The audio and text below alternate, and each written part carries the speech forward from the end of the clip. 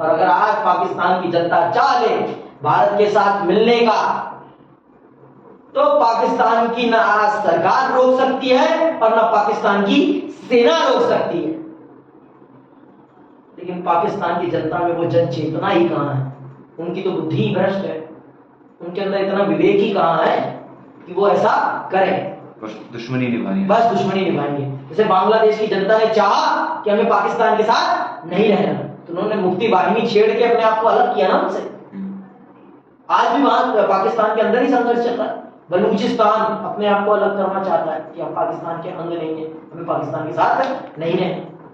बस उन्हें तो भारत से कश्मीर लेना, सारा अपना देश तो तुमसे चलाया नहीं जा रहा, और अगर कश्मीर उल्टा मिल जाएगा तुम्हें हमारा वाला, तो तुम और बर्बाद हो जाओगे, और बर्बाद हो जाओगे।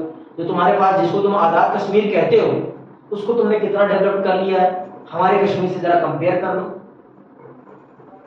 उस दिन रुक जाए वो भी हमारा ही हो जाएगा। वहां की जनता अगर समझदार है तो खुद आंदोलन करे और अपने आप को भारत में विलय करे, जिससे कि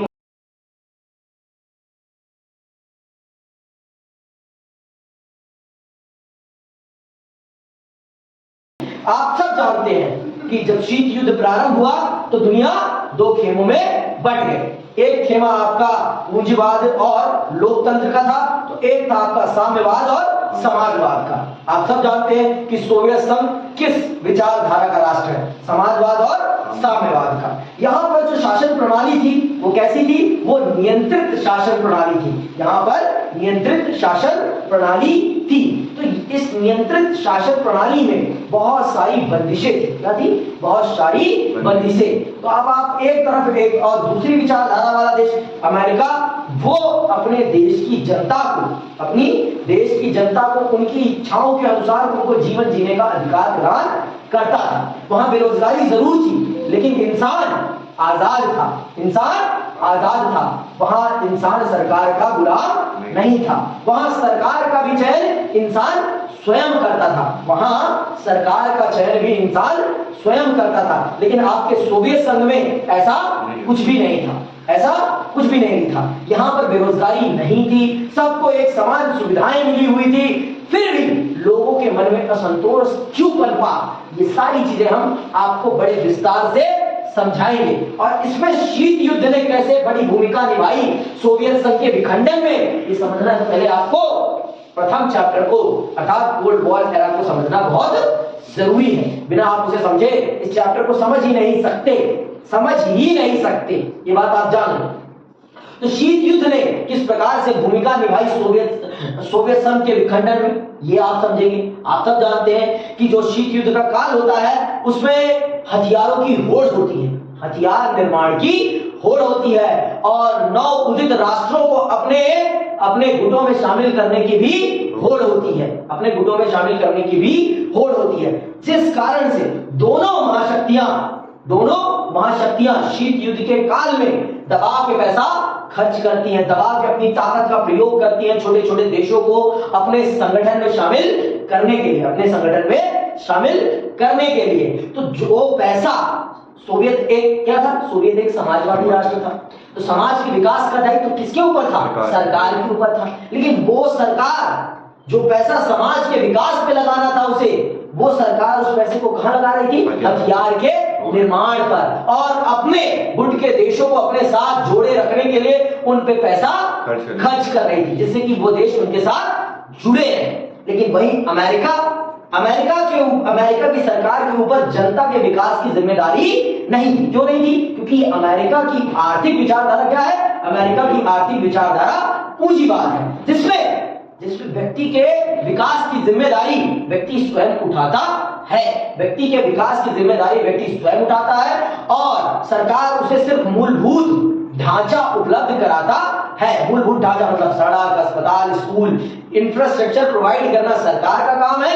लेकिन आपका जो विकास है वो आपकी क्षमता के अनुसार होगा। अगर आपके पास 100 रुपए हैं तो आप 100 रुपए के लायक वाले स्कूल में जाएंगे, और अगर आपके पास 1000 है तो आप 1000 वाले स्कूल में जाएंगे, जो कि आज आपको भारत में भी देखने को मिलता है। कुछ बच्चे जाते हैं कुछ बच्चों को तो सरकारी स्कूल भी नसीब नहीं होता, कुछ बच्चों को जमीन पे बैठना भी नसीब नहीं होता, उनके लिए मिट्टी होती है, उनकी दरी पे बैठते हैं। और कुछ बच्चे ऐसे स्कूलों में पढ़ते हैं जहां गर्मी का आभास तक नहीं होता, जहां गर्मी का आभास तक नहीं होता। तो यही है पूंजीवाद। और इसके कंपैरिजन में समाजवाद बहुत ही अलग था। समाजवाद में सब तरफ से समानता थी, पर एक चीज की छूट नहीं थी, और वो क्या थी? बेफजूल के बोलने की और सरकार के खिलाफ चलने की। आपको वहां आजादी नहीं थी, समानता थी लेकिन आजादी नहीं थी, आजादी नहीं थी। समझ में आई बात? तो यह सबसे बड़ी बात है।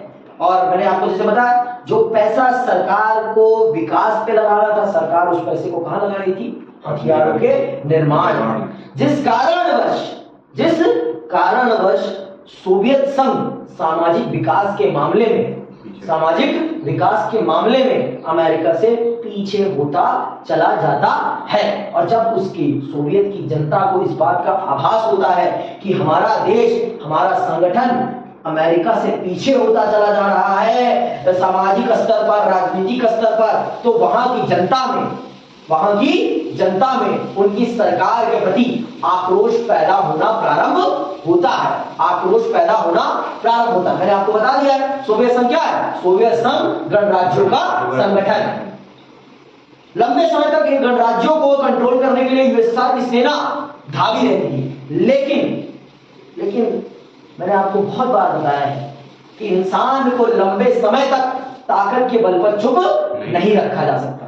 इंसान को लंबे समय तक ताकत के बल पर चुप नहीं रखा जा सकता है। और वही होता है, इन गणराज्यों में अपने गणराज्य के प्रति राष्ट्रवाद की भावना पनपती है, और उस राष्ट्रवाद की भावना के पनपने के कारण वो सारे गणराज्य विद्रोह करना प्रारंभ कर देते हैं। किसके खिलाफ? यूएसएसआर के खिलाफ। समझ में बात? और इसी बीच सोवियत संघ के राष्ट्रपति बनते हैं मिखाइल गोर्बाचेव। कौन बनते हैं? Mikhail Gorbachev. कौन?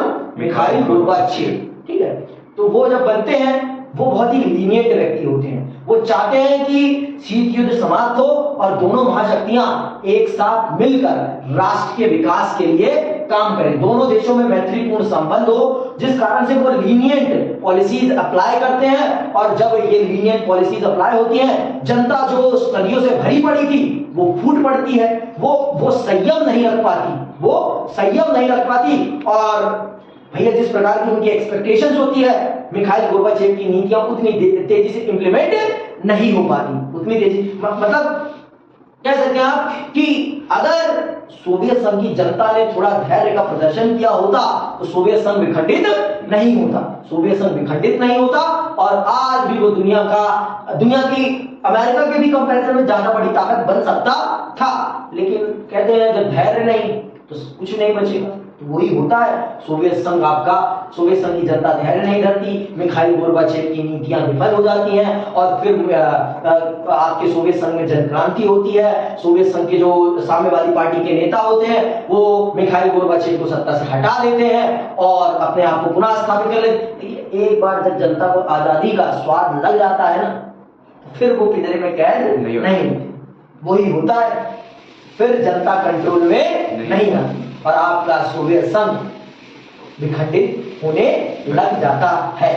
बर्लिन की दीवार गिरा दी जाती है, बर्लिन की दीवार गिरती है, आपके पूर्वी जर्मनी का पश्चिमी जर्मनी से एकीकरण होता है, और यहीं से आपके सोवियत संघ के विखंडन का प्रारंभ हो जाता है। तो आइए किताब के माध्यम से भी एक बार समझ लेते हैं कि क्या है सोवियत संघ के ये दो ध्रुवीयता के अंत की कहानी।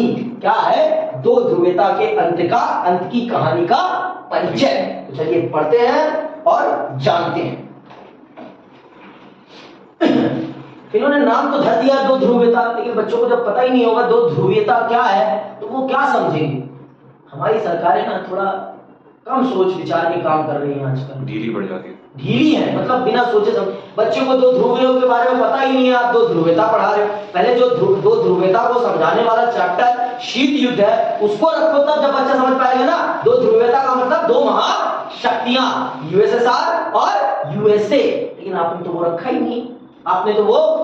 नहीं, क्योंकि उसमें तो नेहरू है, नेहरू की बड़ाई हो जाएगी, नेहरू की बड़ाई हो जाएगी तो आज की सरकार की घिसाई हो जाएगी। आज की सरकार से सवाल पूछ लिया जाएगा कि नेहरू के बनाए हुए रिश्तों का प्रयोग कर रहे हो करके आज आप भारत का जो नाम बन रहा है इसमें आपका क्या योगदान है, सवाल करने लग जाएंगे। तो मुझे मोदी जी इसका जवाब नहीं दे पाएंगे, इसीलिए उन्होंने कहा कि उस सवाल को उठने से पहले ही उसकी जड़ को ही काट दिया जाए। वो चैप्टर ही नहीं रहेगा, बच्चों के मन में प्रश्न ही नहीं आएगा, तो प्रश्न ही नहीं आएगा तो मुझसे कोई सवाल ही नहीं पूछेगा, और जब सवाल ही नहीं पूछेगा कोई मुझसे तो इसका सारा का सारा क्रेडिट किसको जाएगा, मुझको जाएगा। कि भारत के आज जो विदेशी संबंध है दुनिया के साथ इतने बेहतर, उसको बनाने में किसका योगदान है, मोदी जी का योगदान है। समझ में बात, इसे कहते हैं राजनीति। पर ये कौन सी राजनीति है, ये गंदी राजनीति है, ये गंदी राजनीति है, ये अंधभक्ति की राजनीति है। समझ में, अपने फायदे की राजनीति है, राष्ट्रवादी राजनीति नहीं है ये इसे नहीं कहते राष्ट्रवादिता। समझ में बात, तो चलिए पढ़ते हैं और समझते हैं। शीत युद्ध के सबसे सरगर्म दौर में बर्लिन दीवार खड़ी की गई थी।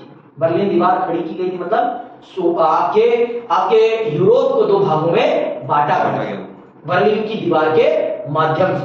बर्लिन जर्मनी में है, जर्मनी को दो भागों में बांट दिया गया, पूर्वी जर्मनी और पश्चिमी जर्मनी। और उसको बांटने का काम कौन सी दीवार ने किया था, बर्लिन की दीवार। और ये बर्लिन की दीवार कब बनाई गई थी, शीत युद्ध के हॉट टाइम पीरियड में, सरगर्म दौर में, मतलब जब शीत युद्ध अपने चरम पर जाता, ऊंचाइयों पर जाता। ठीक है, बर्लिन की दीवार खड़ी की गई थी और यह दीवार शीत युद्ध का सबसे बड़ा प्रतीक थी। 1989 में पूर्वी जर्मनी की आम जनता ने इस दीवार को गिरा दिया। इस नाटकीय घटना के बाद और भी नाटकीय तथा ऐतिहासिक घटनाक्रम सामने आया। इसकी परिणति दूसरी दुनिया के पतन और शीत युद्ध की समाप्ति से हुई। इस घटना के 1989 में पूर्वी जर्मनी के लोगों के द्वारा बर्लिन की दीवार का गिराया जाना आपके सोवियत संघ के विखंडन की शुरुआत माना जाता है। पर बर्लिन की दीवार एक दिन में तो नहीं गिरी है ना। बर्लिन की दीवार को गिराने के लिए जो मानसिक ताकत चाहिए थी वो एक दिन में नहीं बनी है। भाई एक दिन में तो आप 12वीं में नहीं आए हो ना, 12वीं में आने में आपको कितना समय लगा है, 11 साल लगे हैं। 11 साल लगे हैं, 11 साल आपने पढ़ाई करी है तब जाकर आप 12वीं कक्षा में हैं। भारत को आजाद होने में कितने साल लगे हैं, है ना, 150 साल लगे हैं, तब जाकर हमें हमारी आजादी मिली। हमें हमारी आजादी 150 साल के संघर्ष के बाद मिली है। समझ में बात। तो बर्लिन की दीवार को तोड़ने के लिए पूर्वी जर्मनी की जनता में वो आत्मविश्वास पैदा होने में भी एक लंबा समय लगा, और कुछ कारणों के कारण, जैसे कि मैंने बताया था आपको कि पश्चिम की विकास की रफ्तार बहुत तेज थी, लेकिन पूर्व की सामाजिक विकास की रफ्तार बहुत धीरे थी। जब भाई एक ही घर के इधर वाले खूब विकास कर रहे हैं और इधर, जैसे आज के टाइम पे भारत और पाकिस्तान का ही देख लो। पाकिस्तान में अभी भी सिटी 100 चल रही है और भारत में देख लो कौन कौन सी गाड़ी है। उनके पास बाइक के नाम पर सिटी 100 है और हमारे पास बाइक के नाम पर लिस्ट निकाल लो, 200 से कम बाइकें ही नहीं है हमारे देश में। महंगी से महंगी है, सस्ती से सस्ती है। जो हमारे यहाँ पर सबसे सस्ती है ना, वो वहां की सबसे महंगी बाइक है। तो यही अंतर है। और उस समय बर्लिन की दीवार पूर्वी जर्मनी और पश्चिमी जर्मनी में भी कुछ ऐसा ही अंतर था। जब पूर्वी जर्मनी की जनता ने देखा कि सोवियत के साथ रहते हुए हमें कुछ नहीं मिल रहा, हमारा सामाजिक विकास तो नीचे चला रहा है, सेना चाहे जितनी ताकतवर हो जाए, पाकिस्तान में भी यही, सेना बहुत ताकतवर है, लेकिन सामाजिक विकास, आर्थिक विकास, राजनीतिक विकास नीलबटा सन्नाटा है। तो कुछ ऐसा ही हाल था यहाँ पर भी, यहाँ पर भी था। पूर्वी जर्मनी की जनता देखती है कि हमारा एक भाई इतनी तेजी से विकास कर रहा है, तो उनके मन में आता है कि अब हम ये जुदाई बर्दाश्त नहीं करेंगे और लेते हैं हथौड़ा, फाट मार के गिरा देंगे। और यहीं से प्रारंभ होता है सोवियत संघ के विखंडन का काम। समझ में बात? आगे सुनो। विश्व युद्ध के बाद विभाजित हो चुके जर्मनी का अब एकीकरण हो गया। सोवियत संघ के खेमे में शामिल पूर्वी यूरोप के 8 देशों ने एक साथ एक एक करके जनता के प्रदर्शनों को देखकर अपने साम्यवादी शासन को बदल डाला। शीत युद्ध के अंत के समय सोवियत संघ को यह सब चुपचाप देखते रहना पड़ा। ऐसा किसी सैन्य मजबूरी से नहीं, बल्कि आम जनता की सामूहिक कार्रवाई के दबाव के कारण। और ये सब कुछ जब हो रहा था तो सोवियत संघ मूक दर्शक बनकर देख रहा था। क्यों? वो कोई सैनिक कार्रवाई कर ही नहीं सकता था, क्योंकि कौन कर रहा है ये सब कुछ? जनता कर रही है। और जनता जो चाहती है वो होकर रहता है। जनता जो चाहती है वो होकर रहता है। और अगर आज पाकिस्तान की जनता चाह ले भारत के साथ मिलने का, तो पाकिस्तान की ना सरकार रोक सकती है और ना पाकिस्तान की सेना रोक सकती है। लेकिन पाकिस्तान की जनता में वो जन चेतना ही कहां है? उनकी तो बुद्धि ही भ्रष्ट है, उनके अंदर इतना विवेक ही कहां है कि वो ऐसा करें। बस दुश्मनी निभाएंगे, बस दुश्मनी निभाएंगे। जैसे बांग्लादेश की जनता ने चाहा कि हमें पाकिस्तान के साथ नहीं रहना, तो उन्होंने मुक्ति वाहिनी छेड़ के अपने आप को अलग किया ना उनसे। आज भी वहां पाकिस्तान के अंदर ही संघर्ष चल रहा है। बलूचिस्तान अपने आप को अलग करना चाहता है कि हम पाकिस्तान के अंग नहीं है, हमें पाकिस्तान के साथ नहीं रहना। बस उन्हें तो भारत से कश्मीर लेना, सारा अपना देश तो तुमसे चलाया नहीं जा रहा। और अगर कश्मीर उल्टा मिल जाएगा तुम्हें हमारा वाला, तो तुम और बर्बाद हो जाओगे, और बर्बाद हो जाओगे। जो तुम्हारे पास, जिसको तुम आजाद कश्मीर कहते हो, उसको तुमने कितना डेवलप कर लिया है, हमारे कश्मीर से जरा कंपेयर कर लो। उस दिन रुक जाए वो भी हमारा ही हो जाएगा। वहां की जनता अगर समझदार है तो खुद आंदोलन करे और अपने आप को भारत में विलय करे, जिससे कि उनका उद्धार हो सके। पाकिस्तान के साथ रहोगे तो कभी उद्धार के निकट तक भी नहीं पहुंच पाओगे। बहुत सही, निकट तक भी नहीं पहुंच पाओगे। अगर विकास के निकटतम पहुंचना है तो पाकिस्तान का हाथ छोड़ना पड़ेगा। और इस छोड़ने में आपकी मदद सिर्फ कौन कर सकता है? आप खुद। जैसे कि पूर्वी जर्मनी के लोगों ने किया सोवियत संघ से अलग होने के लिए। सोवियत संघ से अलग होने के लिए पूर्वी जर्मनी की जनता ने किया, क्योंकि उन्हें सोवियत संघ के साथ रहने में वो विकास की अनुभूति नहीं हो रही थी जो विकास उनको चाहिए। समझ नहीं बात? तो जनता अगर चाह ले तो कुछ भी हो सकता है, और जनता अगर ना चाहे तो कुछ भी नहीं हो सकता। समझ नहीं बात? आगे सुनो। शीत युद्ध के अंत के समय सोवियत संघ को यह सब चुपचाप देखते रहना पड़ा। ऐसा किसी सैन्य मजबूरी से नहीं, बल्कि आम जनता की सामूहिक कार्रवाई के दबाव के कारण हुआ। अंत में स्वयं सोवियत संघ का विघटन हो गया। इस अध्याय में हम दूसरी दुनिया के विघटन के आश्चर्य कारण और परिणामों के बारे में चर्चा करेंगे। हम यह भी चर्चा करेंगे कि सोवियत शासन के पतन के बाद दुनिया के इस हिस्से में क्या हुआ और अब इन देशों से भारत के रिश्ते कैसे।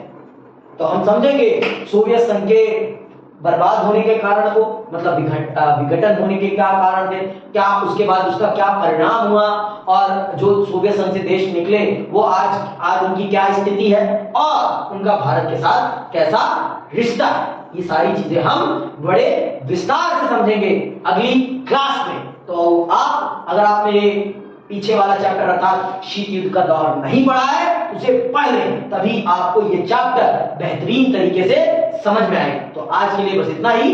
जय हिंद, जय भारत।